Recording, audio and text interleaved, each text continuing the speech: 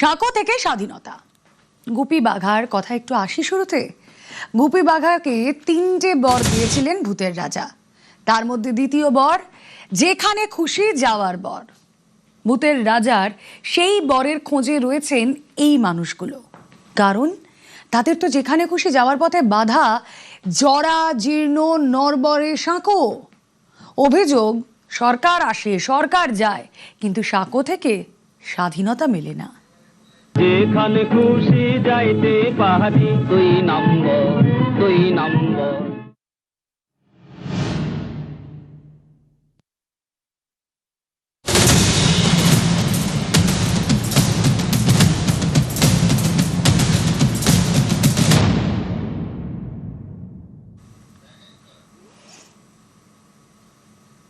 শুরুতে যে ছবি আপনাদেরকে দেখাবো, নরবরে কাঠের পাটাতন, দুধারে রেলিংও অনেক জায়গায় ভাঙা, আর সেই সাঁকোর ওপর দিয়েই ঝুঁকির পারাপার।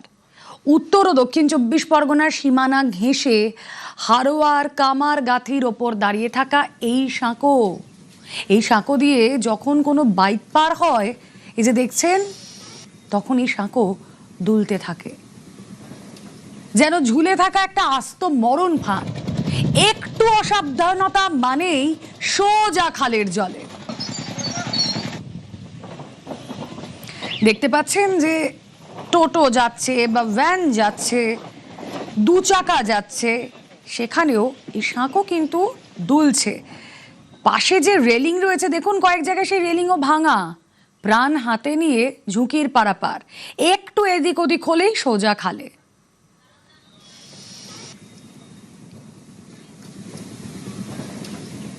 এই সমস্যা অনেক দিনের, দীর্ঘদিনের সমস্যা আমাদের। মানে ছোটবেলা থেকে দেখে আসছি ব্রিজ হবে, একটা কংক্রিটের ব্রিজ স্টার্ট হলো, সেটা আজকের 15 বছর বন্ধই হয়ে গেল, আর হলো না। এটা এই কাঠের ব্রিজের উপরে খুব রিক্সের উপরে আমরা যাতায়াত করি, এবং স্কুলের ছাত্রছাত্রী কষ্ট লাগে যে অনেক বাচ্চা কাচ্চা ভিজে ভিজে এসে তারা ব্রিজের উপরে পড়ে গেল। একটা গাড়ি উঠলে আর একটা বাচ্চা দাঁড়িয়ে যাচ্ছে, সেখান থেকে আর পার হতে পারছে না। মানে খুব দুর্ভোগের মধ্যে আমরা এই দুর্দশার মধ্যে কাটাচ্ছি। সন্ধ্যের পরে তো আরো জাম, যাওয়াই তো যায় না। স্কুলের বাচ্চা কাচ্চা যেতে গেলেও পড়ে যায়, সমস্যা, মানে খুবই খারাপ অবস্থা। হ্যাঁ, পাকা হলে তো খুব ভালো হয়।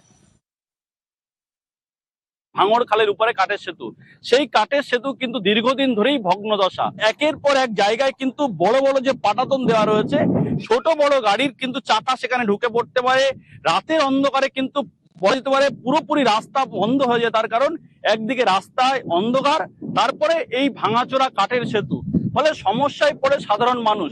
এই ধরনের ছোট টোটো অটো এখান থেকে কিন্তু প্রতিদিন চলাফেরা করে, এবং তারাও কিন্তু প্যাসেঞ্জার নামাতে বাধ্য হচ্ছে, তার কারণ এতটাই ভগ্নদশা এই সেতুর। হাতল দেওয়া রয়েছে, সেগুলোও কিন্তু কোথাও ফেটে রয়েছে, অর্থাৎ এখান থেকে কিন্তু এই প্রায় 10 ফুটের এখানে কিন্তু কোনো ফাঁকা, অর্থাৎ পুরোটাই কিন্তু ভেঙে পড়ে গেছে এই জলে। ফলে এলাকার মানুষের চরম দুর্ভোগ।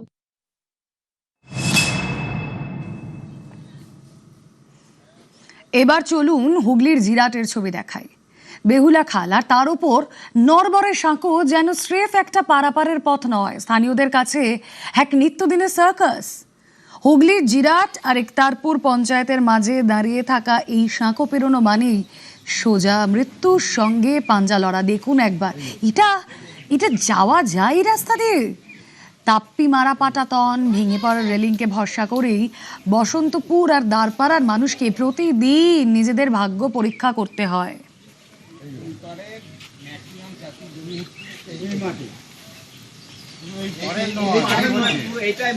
ব্রিজের অবস্থা খুবই, মানে ভাঙন অবস্থা খারাপ, খুবই খারাপ। সবচেয়ে সমস্যা হচ্ছে যাওয়া আসা, স্কুলের যে ছাত্রগুলো যাওয়া আসা, অ্যাক্সিডেন্ট ঘটার চান্সটা বেশি, মানে পড়েও গেছে। অসুস্থ হলে দেখুন 1 নম্বর হচ্ছে খাটিয়া, না হলে কাঁধে করে ওপারে যেতে, না কারণ কোনো বিকল্প নেই। না, আমরা চাইছি ব্রিজটা যেন একটু ভালো করে হোক, কংক্রিটে হোক। সব দিক দিয়ে অসুবিধা। ফসল বলো, আনার যে কোনো জিনিস আনার জন্য, দোকান পাশার বাজারে যাওয়ার জন্য, পড়াশোনার ক্ষেত্রে, এই রোগীর অসুস্থ হলে নিয়ে যাওয়ার জন্য, যে কোনো দিক দিয়ে অসুবিধা হয়। এইখানে কি বলবো, একটা গোলে পড়ে গেছে বাচ্চা। কারণ ব্রিজটা হয় যদি আমাদের, এটাই তো অবশ্যই দরকার ব্রিজটা। একদিকে জিরাট গ্রাম পঞ্চায়েত, আরেকদিকে একতারপুর গ্রাম পঞ্চায়েত। এই বসন্তপুর থেকে দাঁড়পাড়ার দিকে যেতেই এই রয়েছে কাঠের সাঁকো, কাঠের ব্রিজ। এখন আর কাঠের ব্রিজ বললে বলা যায় না, এটাকে বলা হয় বাঁশের সাঁকো। বিভিন্ন জায়গায় দেখানোর চেষ্টা করব যে বড় বড় গর্ত হয়ে রয়েছে। এইখান থেকে বড় বড় গর্ত, কাঠ গেছে পচে, এই যে কাঠ পচে গেছে, ভেঙে যাচ্ছে। গ্রামবাসীরা তারা দীর্ঘদিন ধরে তারা নিজের প্রচেষ্টায়, নিজেদের পয়সা দিয়ে তারা কাঠের কোনো রকম বাঁশ দিয়ে তারা মেরামত করে এই যাতায়াতের জন্য ব্যবস্থা করেছে। কেননা এই ব্রিজ হচ্ছে তাদের সম্বল, এই রাস্তা ছাড়া তাদের যাতায়াতের কোনো রাস্তা নেই।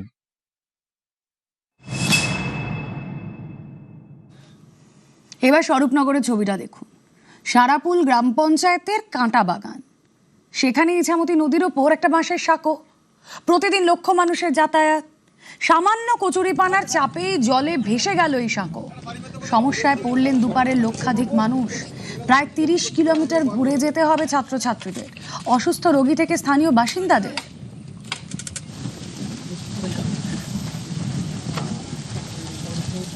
বিপদের নাম যে সাঁকো, স্বরূপনগরে এই ছবি আরো স্পষ্ট করছে। সাঁকো সংকটের সত্যি শেষ কোথায় বলুন তো? এই রাস্তা দিয়ে পারাপার করতে হয়। হ্যাঁ, এটাই তাদের গন্তব্যে পৌঁছানোর জন্য ভরসা। একটু এদিক ওদিক হলেই সোজা জলে।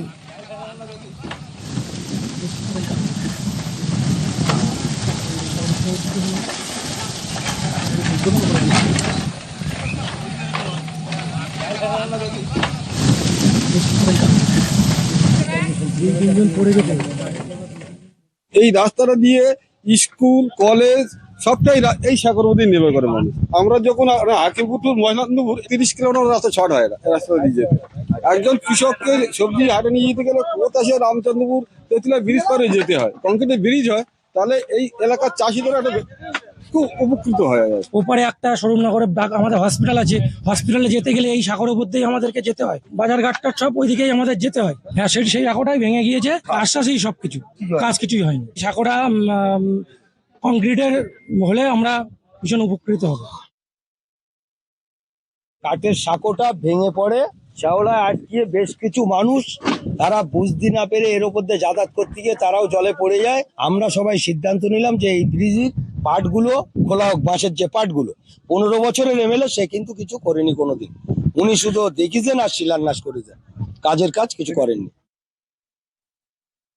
দাঁড়িয়ে আছি স্বরূপনগরের যে টিপির যে বাঁশের সাঁকো, সেই বাঁশের সাঁকোর পাশে আমি দাঁড়িয়ে আছি। এই বাঁশের সাঁকোটি ভেঙে পড়েছে। ছাত্রছাত্রী থেকে শুরু করে অসুস্থ মানুষ থেকে শুরু করে কৃষকদের কিন্তু একটাই যাতায়াতের পথ এই কাঠের যে সাঁকো, এবং দুই ধারে কিন্তু মানুষের যাতায়াতের যে সংযোগ সেটা কিন্তু একদম বিচ্ছিন্ন হয়ে পড়েছে। ফলে প্রায় 30 কিলোমিটার ঘুরে কিন্তু যাতায়াত করতে হবে। এলাকার মানুষের যে দাবি যে কংক্রিট ব্রিজ, সেই কংক্রিট ব্রিজটাও যাতে অবিলম্বে তৈরি করা যায় এখানে, সেই তার জন্য ব্লক আধিকারিক তিনি ঊর্ধ্বতন কর্তৃপক্ষকে জানাবে যে এখানে যাতে এটা কংক্রিট সেতু হয়।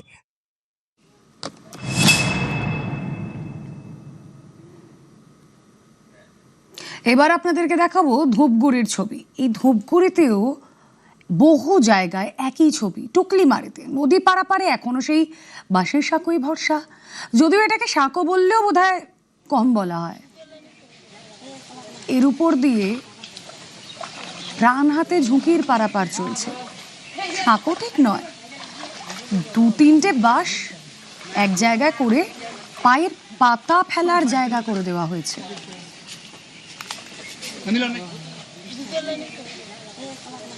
দেখতে পাচ্ছেন, একজন গেলে উল্টো দিক থেকে আরেকজন না, তার পক্ষে যাওয়া খুবই মুশকিল। খুদেরা দেখুন স্কুলে যাচ্ছে এই পথ দিয়েই, প্রাণ হাতে পারাপার করতে হচ্ছে। নিচে শুধুই জল কাদা, পড়ে গেলেই হাত পা ভাঙবে।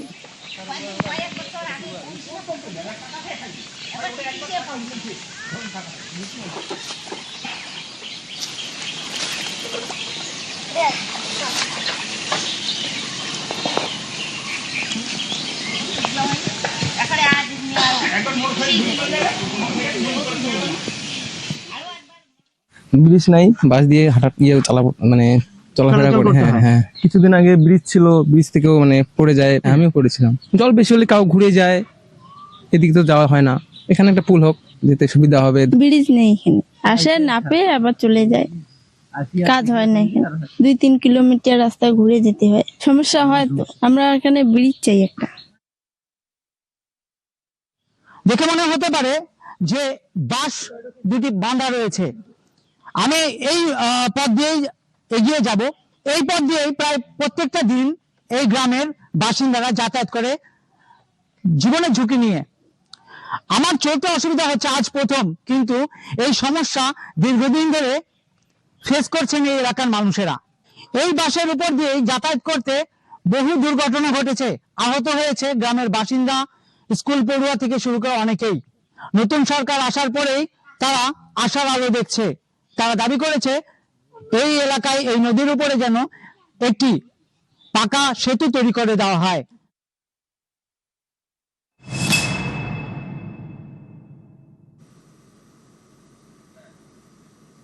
কোচবিহারের মাথাভাঙার ছবি দেখাবো। নেন্দা নদীর উপর ঝুঁকির পারাপার। একদিকে রয়েছে মহিষচরু গ্রাম, অপর প্রান্তে রয়েছে দলুয়ার পাড় গ্রাম। দুই গ্রামের শতাধিক পরিবার এই সাঁকোর উপরই নির্ভরশীল। জরা জীর্ণ সাঁকো, পাটাতন পুঁতি ফাটা, তার উপর দিয়ে চলছে প্রাণ হাতে যাতায়াত।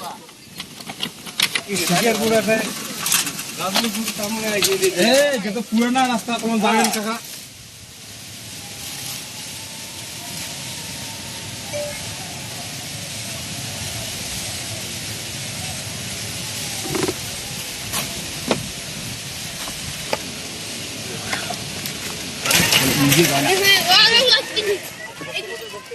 ব্রিজ তো ভাঙা, ব্রিজ ভাঙা হলে পরে যাওয়া আসা খুব অসুবিধা হয়। তার মধ্যে স্কুল বাচ্চারা স্কুলে যায়, আর স্কুলে যাওয়া মানে যেতে পারে না। অ্যাম্বুলেন্স আসতে গেলে অনেক দূরে ঘুরে আসতে লাগে, তবু ওইদিকে রাস্তা ভাঙানো আছে। টিএমসি সরকার বলছিল অনেকদিন ধরে যে রাস্তা ঠিক হবে ঠিক হবে।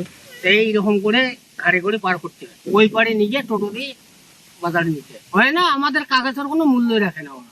আমরা আবেদন রাখি কি নতুন শহরে গেছে যা আমাদের বাসার সাঁকোটা জন্য একদিন কালে হয় যাতায়াতের কারণে। মাথাভাঙা মহিষচরু গ্রামে জরাজীর্ণ এই বাঁশের সাঁকোর উপর দিয়ে জীবনের ঝুঁকি নিয়ে পারাপার করতে হয় গ্রামের কয়েক শতাধিক পরিবারকে। স্থানীয়দের অভিযোগ, বিগত সরকার ফিরে তাকায়নি এই গ্রামবাসীদের দিকে, যার ফলে নিজেরাই নিজেদের টাকা খরচ করে এই বাঁশের সাঁকো তৈরি করেছেন। এই সাঁকোর থেকে পড়ে গিয়ে দুর্ঘটনাও ঘটেছে বলে দাবি স্থানীয়দের। নতুন সরকার এসেছে, নতুন সরকারের কাছে আবেদন তারা যেন পাকা সেতু তৈরি করে দেয় এই ন্যান্দার উপর। যেখানে খুশি যাইতে পারি, 2 নম্বর 2 নম্বর।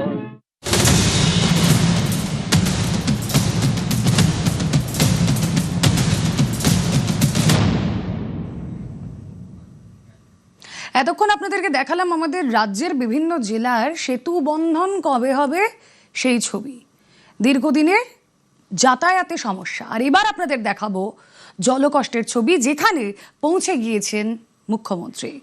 আজ প্লাবিত এলাকা পরিদর্শন করেন মুখ্যমন্ত্রী। আকাশপথে হেলিকপ্টারে প্লাবন এলাকায় পরিস্থিতি ঘুরে দেখেন শুভেন্দু অধিকারী। সবংয়ে আজ যান মুখ্যমন্ত্রী। দীর্ঘ 40 বছর পর মুখ্যমন্ত্রী সবংয়ে আকাশপথে প্লাবিত এলাকা পরিদর্শন। নাগারে বৃষ্টিতে সবংয়ে বিভিন্ন জায়গা এভাবেই প্রতি বছর জলমগ্ন হয়, কিন্তু আগের সরকার আমলে মুখ্যমন্ত্রী সেখানে যাননি। যে ছবি আপনারা দেখছেন,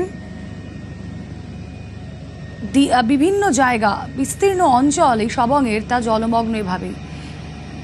আকাশপথে সেই জলমগ্ন পরিস্থিতি শুভেন্দু অধিকারী ঘুরে দেখেছেন। তারপর গিয়ে আর্তদের সঙ্গে, যারা দুর্গত সেখানকার, তাদের সঙ্গে কথাও বলেছেন, তাদেরকে সাহায্যের হাত বাড়িয়ে দিয়েছেন শুভেন্দু অধিকারী।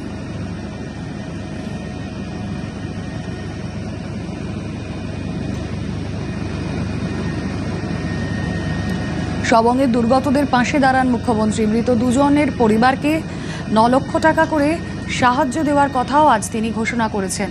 আরও 13,000 প্রধানমন্ত্রী আবাস যোজনার বাড়ি তৈরির ঘোষণাও করেছেন মুখ্যমন্ত্রী। 3,200 ক্ষতিগ্রস্ত বাড়ি, সেই 3,200 ক্ষতিগ্রস্ত বাড়ি সেগুলো মেরামতির জন্য অর্থ নির্ধারণ করে দিয়েছেন আজ মুখ্যমন্ত্রী।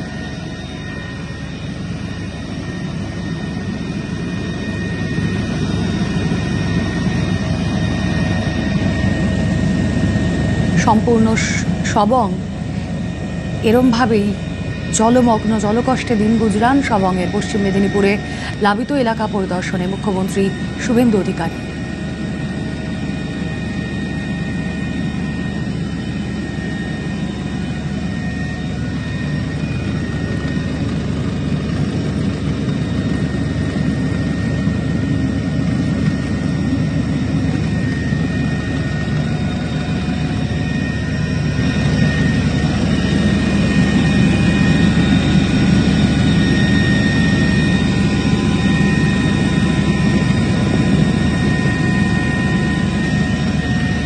সবং ব্লক এবং ভগবানপুর পটাশপুরের একটা বড় অংশের আমন ধান, ফিশারি, মাদুর, পানের বরজ ক্ষতিগ্রস্ত হয়েছে। ৮০,০০০ টাকা দেওয়া হয়েছে, কন্টিনজেন্সির টাকা দেওয়া হয়েছে।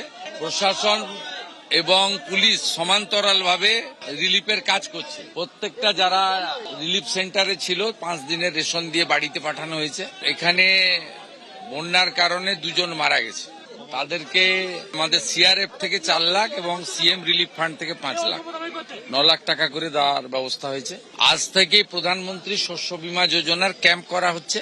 ক্ষতিগ্রস্ত পান চাষি, ধান চাষিরা সেখানে নাম লেখাতে পারবেন। মাদুর কাঠিটা ইন্স্যুরেন্স স্কিমের মধ্যে নেই, তাদের জন্য আলাদা কিছু ব্যবস্থা আমি নেওয়ার জন্য নির্দেশ দিয়েছি, সে ব্যবস্থা হবে। মোট 10টা স্নেক বাইটের কেস এসছে, প্রত্যেককে বাঁচিয়ে ফিরিয়ে দিতে পেরেছে। হেলথ ডিপার্টমেন্ট ভালো কাজ করেছে। পিএইচই ওয়াটার পাউচ ডিস্ট্রিবিউশন করেছে। পুলিশকে আলাদা করে টাকা দেওয়া হয়েছে, তারা যাতে জলবন্দী লোকেদের বাড়িতে রেশন এবং 20 লিটারের খাওয়ার জলের জারকিন পৌঁছে দিতে পারে, সে কাজগুলো তারা করছে। শুরুতেই আপনাদের বলছিলাম যে 40 বছর পর সবংয়ে পা রেখেছেন মুখ্যমন্ত্রী। জ্যোতি বসুর পর শুভেন্দু অধিকারী, না বুদ্ধদেব ভট্টাচার্য, না মমতা বন্দ্যোপাধ্যায়। 1986 পর প্রথমবার সবংয়ে প্লাবন পরিদর্শন কোনো মুখ্যমন্ত্রীর। গত জমানায় গ্রামের মানুষকে মানুষই মনে হতো না, তো শুভেন্দু অধিকারী।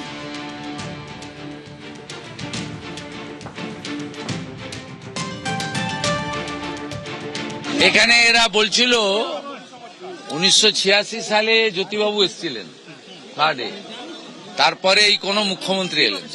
কি করা যাবে, আগের মুখ্যমন্ত্রীরা গ্রামের মানুষকে মানুষ বলে মনে করতেন না।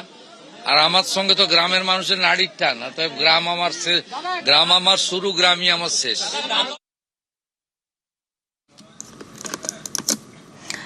আরামবাগ, সেখানেও পরিস্থিতি পর্যালোচনা। প্লাবন পরিস্থিতি আরামবাগে, সেই বছর একই ছবি। আরামবাগে বৈঠক করলেন মুখ্যমন্ত্রী। বৈঠকে আরামবাগ মাস্টার প্ল্যান নিয়ে আলোচনা। আরামবাগ মাস্টার প্ল্যান 1200 কোটির বরাদ্দ। আরামবাগের একাধিক এলাকা প্লাবিত, ক্ষয়ক্ষতি নিয়ে পর্যালোচনা বৈঠক করেন মুখ্যমন্ত্রী। হেলিকপ্টারে যাওয়ার পথে প্লাবন এলাকা পরিদর্শন।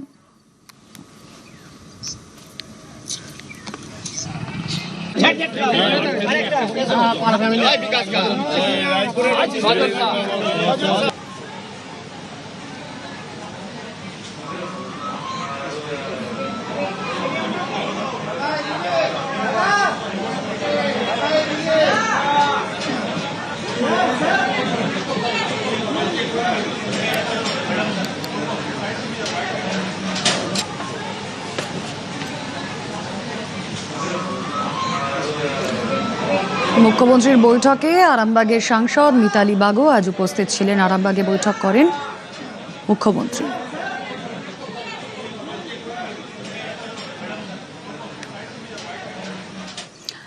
পড়ুয়ারা স্কুলে যাবে, কিন্তু চারিদিক প্লাবিত, কি হবে তাহলে? তাই ভেলাই ভরসা। ভেলায় চেপে স্কুলে পড়ুয়ারা। বৃষ্টিতে জলমগ্ন মথুরাপুরের তেঁতুলবেড়িয়া। স্কুলে যেতে ভেলাই ভরসা খুদে পড়ুয়াদের।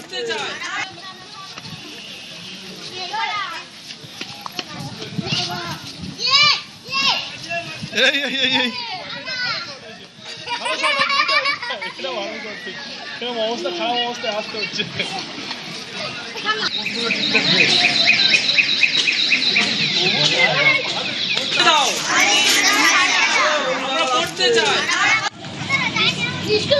আমাদের এখানে কোনো সুযোগ সুবিধা নেই, স্কুলটা পুরো ভাঙা, কোনো গার্জেনের মারা চাইছে না যে স্কুলে ভর্তি হবে।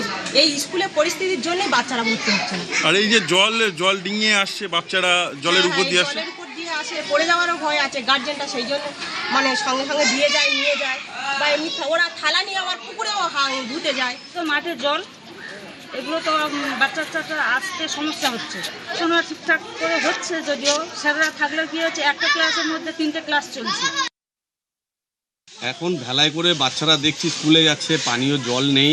ভারতীয় জনতা পার্টি আজকের ক্ষমতায় এসেছে, অতি শীঘ্রই আমরা এই স্কুলকে আবার আগের মতো পুনরায় ঠিক করব। যে ছবি এবার আপনারা দেখছেন, দেখুন হাই স্কুলের সামনে হাঁটু জল আর জল পেরিয়ে চলছে পঠন পাঠন। প্রতি বছর বর্ষা এলেই এই ছবি দেখা যায়।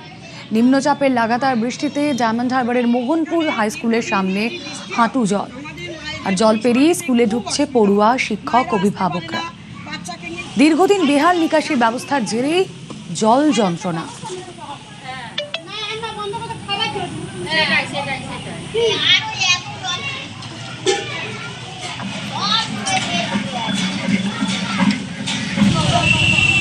আমাদের সমস্যা হচ্ছে এই রাস্তার জন্য, রাস্তাতে জল জমে আছে, আমাদের বাচ্চারা আসতে পারছে না, কোলে করে দিতে গেলে ধাবাস করে পড়ে যাচ্ছি।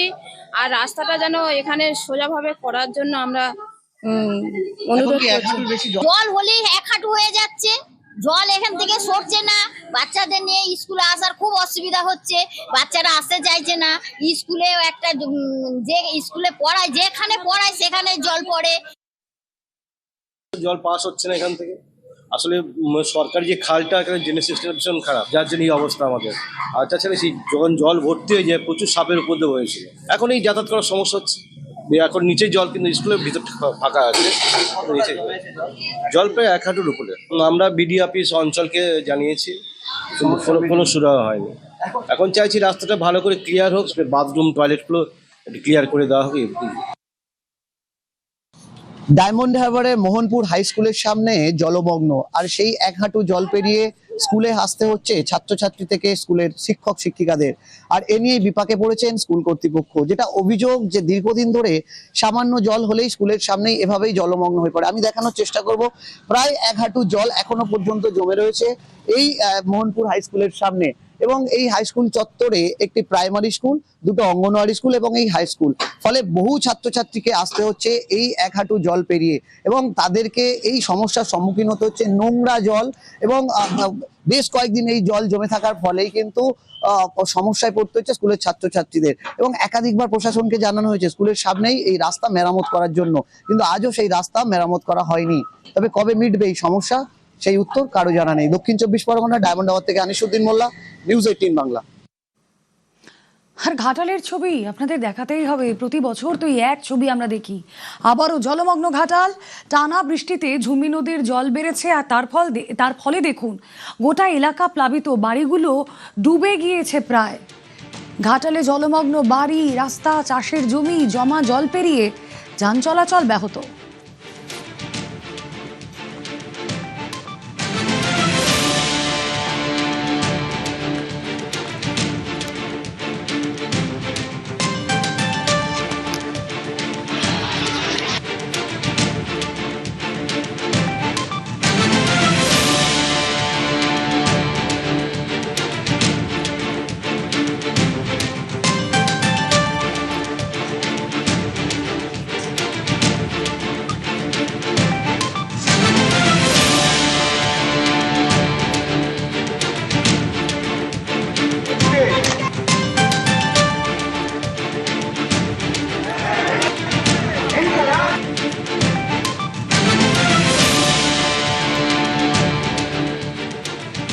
পশ্চিম মেদিনীপুরের ঘাটাল দেখলেন, এবার দেখুন পূর্ব মেদিনীপুরের পাঁশকুড়ার ছবি।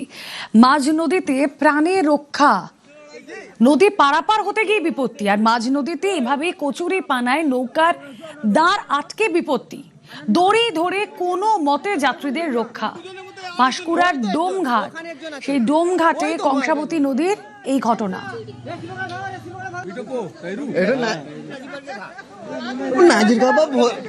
बहुत जोर इसको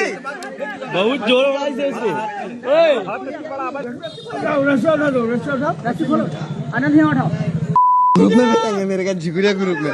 हाँ जा जा जा जा जा जा जा जा जा जा जा जा जा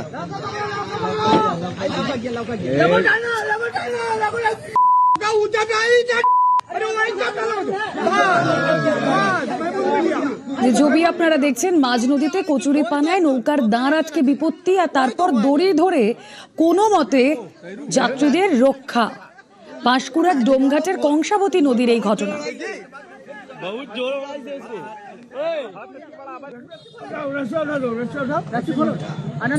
আসতে গিয়ে একটা মানে কচুরিপানা বড় মানে এসছে 2-3 কাঠা এত 4 ফুট উঁচু হাইট কচুরিপানা যখন লোকের নিচে এসে মানে ঢুকে গেল, তো আমাদের নৌকা পুরো ফুলে গেল, আনব্যালেন্স হয়ে গেল। তখন আমরা কি করেছি, দড়িটাকে ধরে ব্যালেন্স রাখার জন্য চেষ্টা করেছি, কিন্তু তা সত্ত্বেও হলো না। দড়ি ঝটকাতে আমরা 10 ফুট দূরে পড়ে যাই। বাইচান্স যদি নৌকাটা যদি মানে ডুবে যেত পাখে, তাহলে মনে হয় 4-5 জন আমাদের লাশ হয়ে যেত।